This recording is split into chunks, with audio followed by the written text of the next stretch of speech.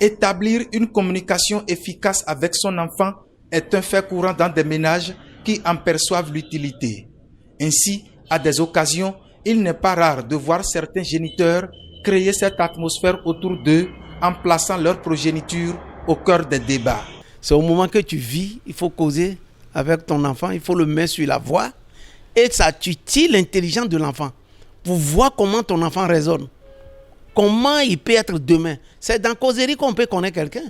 Ce qui est en gestation dans la vie de l'enfant, c'est l'enfant même qui le dit. Il va le relater rapidement. Il faut tout faire pour saisir ce message-là. Ça permet aux parents vraiment de connaître ce qu'il a autour de lui comme enfant.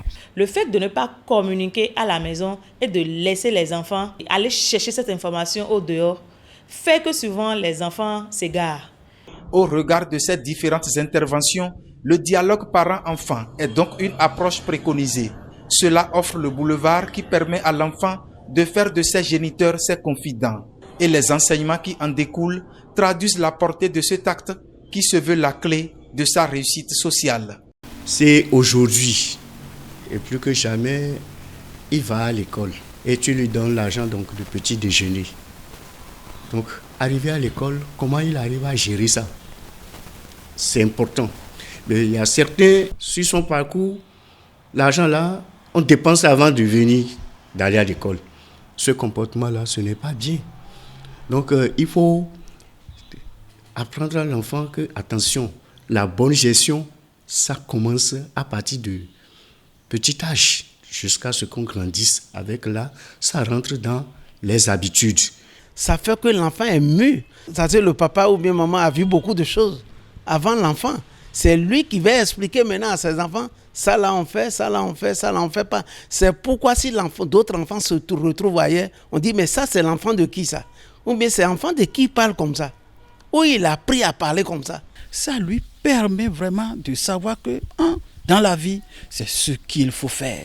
Dans telle situation, c'est ce qu'il faut faire. Surtout ce qui concerne les histoires. Telle personne avait fait telle ou telle chose, avait mené telle vie. Et c'est ce qui lui est arrivé comme retombée. Et en disant ça, tu enseignes déjà l'enfant.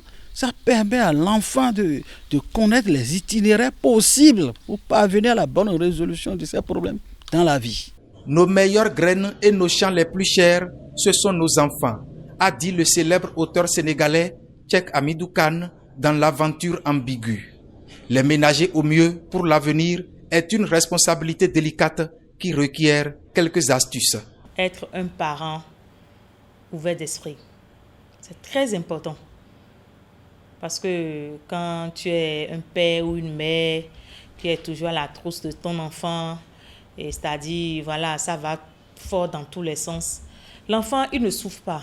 Et là, l'enfant va en quelque sorte aller se réfugier dans les bras, pour ne pas dire dans le cercle amical, ce qui n'est pas trop bien. Les enfants, il ne faut pas les amener à faire un choix.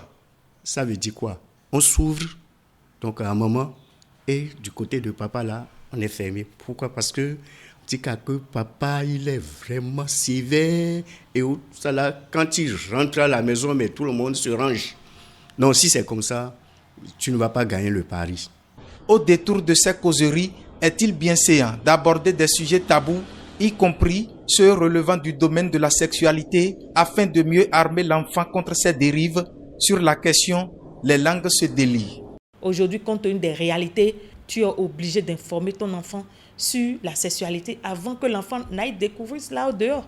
Et c'est ça qui protège l'enfant. C'est très, très important. C'est même un sujet aujourd'hui qui est d'actualité, qui n'est même plus un sujet tabou. Moi, je n'ai jamais entendu cela de la bouche de mon père. La sexualité ne s'enseigne pas. On peut en discuter avec son enfant. Comment il faut en discuter? Si tu en discutes, ça veut dire que tu lui enseignes. Ça ne se dit pas. Il ne faut pas aller dans ce domaine-là avec n'importe quel enfant. À un certain âge, je ne vois que tu n'as plus rien à cacher à ton enfant. À partir de 18 ans, selon moi, vous pouvez commencer à causer pour que l'enfant ne fasse pas aussi l'erreur. Ce que tu le caches ici, il connaît déjà. C'est en ce moment-là qu'il faut lui mettre sur la voie. Somme toute, dans un monde en perpétuelle mutation, le dialogue parent-enfant s'avère nécessaire. Il se veut la principale arme qui forge au défi de la vie et par extension la clé d'une bonne éducation.